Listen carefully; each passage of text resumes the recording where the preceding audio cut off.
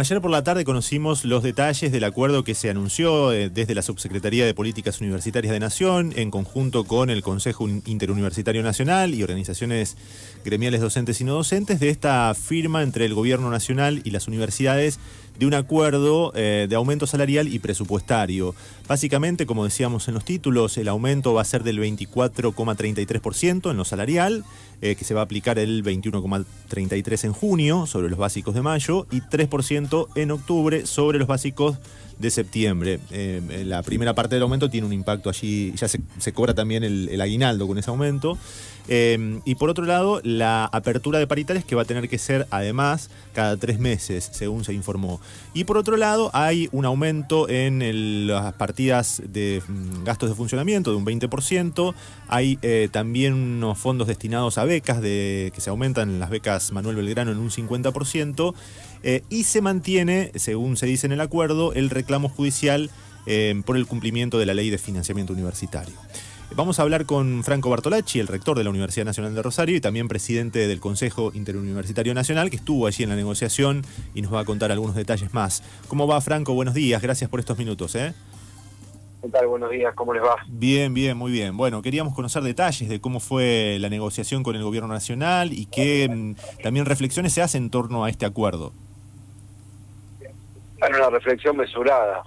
Es un paso importante por la extrema precariedad que atraviesa el sistema universitario argentino, pero en ningún caso es definitorio ni suficiente.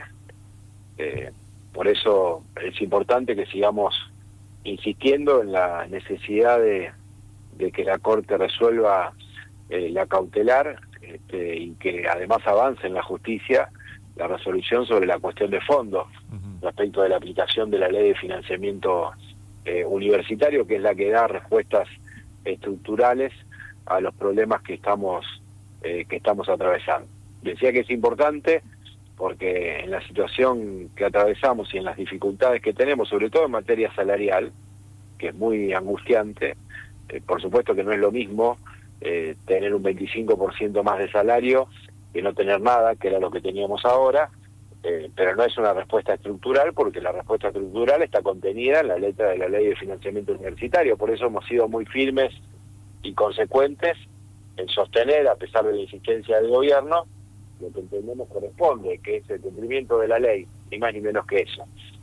Por lo tanto, no tengo ninguna duda que hemos llegado hasta acá y hemos podido obtener un reconocimiento que no obtuvo en términos salariales ningún sector de la economía, producto de lo que hicimos en las gestiones, en el ámbito público, en el ámbito legislativo y en el ámbito judicial. Y en adelante hay que seguir de la misma manera. Miren, si lo miran en perspectiva, todas las veces que conseguimos algo que nunca fue suficiente, porque si no, no hubiésemos llegado a este punto, fue en el contexto de las manifestaciones nacionales que se provocaron. Y esta vez sucedió exactamente lo mismo. Ahora fue eso y seguir peleando por lo que faltaba. Y creo que eso es lo que toca ahora, seguir insistiendo por lo que falta. En este caso, la aplicación de la Ley de Financiamiento Universitario, y en pocos meses más, ya en septiembre, estar discutiendo el presupuesto 2027 en el Congreso de la Nación, mientras vamos a custodiar que lo que se acordó ayer, sobre todo la recuperación de la paritaria, efectivamente funcione. Ya está prevista una reunión para el 15 de septiembre. Lo que se planteó es que sean cada 3 meses obligatoriamente, y lo que se discuta ahí sea con referencia a la inflación registrada por el INDEC. Eso es muy importante porque hace 2 años que no funcionaba la paritaria. Claro. Y es una de las razones por las cuales llegamos a la situación a la que llegamos, porque ese debería ser el ámbito donde discutir la situación salarial de los trabajadores de la educación superior. ¿Cómo fue la firma de ese acuerdo? ¿También hubo diálogo con gremios docentes y no docentes? ¿Estuvieron participando allí también de las reuniones del diálogo, por lo menos para firmar el acuerdo? Sí, por supuesto, estuvieron todos involucrados en el proceso y de ninguna manera el Consejo Interuniversitario hubiese avanzado en lo convenido si no había consenso de las representaciones gremiales en su legalmente reconocidas a nivel nacional respecto de la cuestión salarial, porque son estas representaciones en el ámbito paritario las que resuelven el problema del salario de los trabajadores de la educación superior. Ayer firmaron 7 de 8 gremiales nacionales. En algunos casos sometieron a consulta esa decisión de diverso tipo, o asambleas o consultas más masivas, y nosotros esperamos a tomar una resolución hasta tanto estuviera esa decisión de las entidades gremiales. Uh-huh. ¿Qué pasaría, o si quedó especificado o dialogado, que aparezca un fallo favorable de parte de la Corte Suprema de Justicia, digamos? ¿Esto se tomaría como una parte ya abonada de ese total que se reclama, o eso en todo caso lo deberá definir la Corte ante un fallo? Bueno, eso lo debe definir la justicia. Claro. En cualquier caso sería cuenta de lo que la justicia efectivamente resuelva. Uh-huh. El problema es que no hay tiempos para el plazo de la decisión judicial, porque no es que está previsto en el proceso judicial un plazo en el que la Corte o la justicia tiene que manifestarse. De hecho, la cuestión de fondo todavía está en primera instancia. Ni siquiera hubo resolución respecto de eso. Y la precariedad que atravesamos en todos los aspectos es extrema. Absolutamente. La más angustiante es la salarial. Por eso la decisión, respetando lo que resolvían las entidades gremiales una vez que estaba esa vocación de avanzar, fue ir en esa dirección. Porque como decía al principio, por supuesto que 25 no es lo mismo que 50, para decirlo en términos generales, que es lo que plantea la ley. Ahora es mucho más que 0, que es lo que efectivamente tenemos ahora. Y no es lo mismo para mucha gente que realmente la está pasando muy mal tener un 25% más de salario que no tenerlo. Entonces como hemos hecho hasta ahora, tomar lo que podemos conseguir en función de las gestiones en todos los ámbitos y seguir peleando por lo que falta. Así fue en los últimos 3 años y así va a ser hacia adelante, no tengan ninguna duda, porque esa es la dinámica. Lamentablemente, digo lamentablemente porque la universidad debería tener otro reconocimiento y otro nivel de inversión que garantice su desarrollo de actividades con el mínimo indispensable que es necesario para que eso ocurra. Pero no es la situación que estamos atravesando, es mucho más compleja. Claro. Por lo tanto, la dinámica requirió eso en los últimos años y va a requerir eso en lo que quede. Sí, recuerdo incluso que el gobierno quería ofrecer un 12%, ¿no? Ahora se logró el doble de lo que en algún momento el gobierno quería pagar con una nueva ley de financiamiento que había intentado allí en el Congreso. Digo, ¿cuánto influyeron allí las movilizaciones también para que el gobierno tuviera que dar un mejor ofrecimiento de aquel que partía? Pero no tengas ninguna duda de que si la manifestación no hubiese tenido la contundencia que tuvo, como ocurrió con las 3 primeras, no hubiésemos tenido esta respuesta. Entonces había 3 criterios para evaluar cualquier acción que intente empezar a ofrecer respuestas, aunque insuficientes, importantes. La primera era la razonabilidad. No lo fue la propuesta que el gobierno nacional presentó en febrero, que ustedes recuerdan era un 12% en 3 cuotas a lo largo del año. Era absolutamente irrazonable. La segunda era el consenso de las entidades gremiales, y hubo un consenso mayoritario. De 7 entidades sobre 8, hay una que todavía está resolviendo hoy respecto del acuerdo paritario. Y la tercera era sostener nuestra posición inclaudicable respecto de seguir con su curso en el proceso judicial. Y en eso hemos sido firmes y consecuentes. Claro.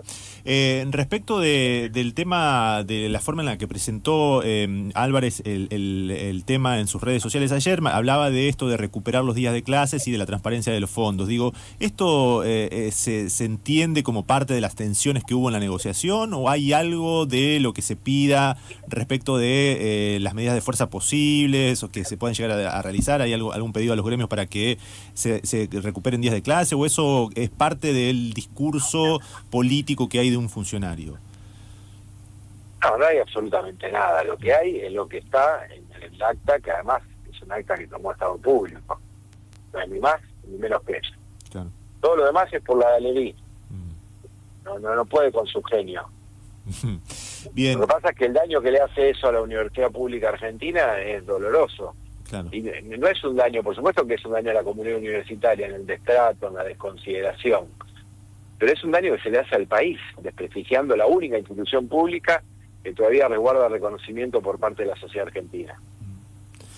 Bien, respecto de los gastos de funcionamiento y los gastos para universidades, el aumento es de un 20%, digamos. ¿Esto ayuda parcialmente? ¿Cómo también se planta la Universidad Nacional de Rosario con su realidad, más allá de la cuestión salarial, que era la más urgente, como vos mencionabas? Pero digo, ese 20% que se incrementa para gastos de funcionamiento, ¿cuánto representa o, digamos, o de qué manera se evalúa esa cantidad de dinero que va a llegar?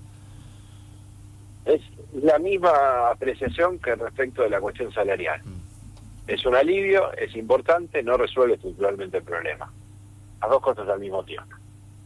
Pero yo lo que creo es que hay que, frente a un paso como el que se dio ayer, ser mesurados en las reflexiones, tomarlo en su justa dimensión, ni más ni menos que eso, y seguir por lo que falta, en todos los aspectos, en el aspecto salarial, en los gastos de funcionamiento, en todos los recursos que la universidad necesita para funcionar bien. Pero vuelvo, nosotros estamos en una situación extremadamente crítica, salarialmente ya lo sabemos. Hay mucha gente que no le alcanza para nada, literalmente, no es una manera de decir. Pero en el funcionamiento, en todos los aspectos estamos lesionados.